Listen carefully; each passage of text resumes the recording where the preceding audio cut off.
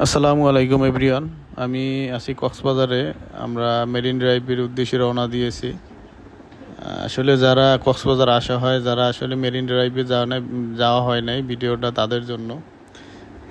Cox's Bazar marine ড্রাইভে আসলে যারা গেছে এর সৌন্দর্য আসলে তারা উপভোগ করছে। যারা যায় নাই তারা আসলে এটা সৌন্দর্যটা বুঝতে পারবেন না। আজকের এই ভিডিওটা দেখলে আপনি বুঝতে পারবেন আসলে কত সুন্দর। আমরা দেখুন একটা চান্দার গাড়ি ভাড়া নিয়ে আমরা মেরিন ড্রাইভের উদ্দেশ্যে রওনা দিয়েছি। যদিও এই দিনকের বৃষ্টি ছিল, দেখুন রাস্তায় বৃষ্টি আছে। আসলে এক পাশে পাহাড়, বাম পাশে পাহাড়, ডান পাশে সাগর। আসলে মানে এটা বলার ভাষা নাই, এত সুন্দর লাগতেছিল। আরও বৃষ্টি হওয়াতে গাছপালাগুলো সবুজ ছিল, মানে দেখার মতো ছিল। আসলে যারা কক্সবাজার আসবেন, আসলে ওই রকম বেশি খরচ না। যদি লোক বেশি হয়, 5 জন 7 জন বা 10 জন হলেও একটা চাঁদের গাড়ি 1800-2000 টাকা ভাড়া পাওয়া যায়।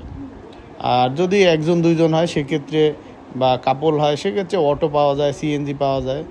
তবে আসলে সিএনজি বা অটোর চেয়ে চাঁদের গাড়িতে আসলে আসাটা অনেকটা সেফ, প্লাস হচ্ছে আসলে সিনারিগুলো খুব ক্লিয়ারলি দেখা যায়। আর সিএনজি অটোর ভিতরে আসলে ওই রকম এত সুন্দরভাবে ভিউটা দেখা যায় না। তো আমি সাজেস্ট করব, যেহেতু 2000 টাকা তা আহামরি অত বেশি না, বা অনেক সময় দেখা যায় শুক্র শনিবার ছাড়া আসলে আরও কমে পাওয়া যায়। যারা আসবেন অবশ্যই এই গাড়ি ভাড়ার ক্ষেত্রে একটু দরাদরি করে নেবেন, কারণ ওরা প্রথম অবস্থায় বেশি চাবে।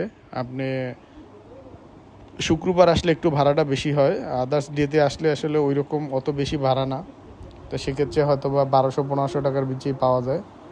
আসলে দেখুন এত সুন্দর, ভালো লাগতেছে আসলে, সুবহানাল্লাহ, এত সুন্দর। আসলে মেরিন ড্রাইভে আমি কক্সবাজার আসলে আসলে আমার আসা হয়ই। সাগর পাড়ে বেশি না গেলেও আমার আসলে মেরিন ড্রাইভে আসা হয় সবসময়। কক্সবাজার আসলে এটা কখনোই মিস হয় না। বিশেষ করে হিমছড়ি পাহাড়ে ওঠা। আরেকটা বিষয় হচ্ছে, আপনার যদি মেরিন ড্রাইভে আসেন সেক্ষেত্রে ওরা আপনার কয়েকটা স্পটে, যেমন ইনানি বিচে দাঁড়াবে গাড়িটা, তারপর হচ্ছে হিমছড়ি পাহাড়ে আপনার দাঁড়াবে, ও জায়গায় আপনি পাহাড়ে উঠতে পারবেন। সেক্ষেত্রে আসলে চাঁদাগাড়ি বা অটো নিয়ে গেলে, আপনি মেরিন ড্রাইভে গেলে শুধু সাগর বা পাহাড়ের সিনারিও না, আপনি পাশাপাশি আপনি পাহাড়ে উঠতে পারবেন, হিমছড়ি বিচে নামতে পারবেন, ইনানি বিচে আপনি নামতে পারবেন। যথেষ্ট সময় থাকে। যদিও সকাল সকাল একটু বের হয়ে গেলেই বেটার, খুব সুন্দরভাবে সব কিছু দেখা যায়।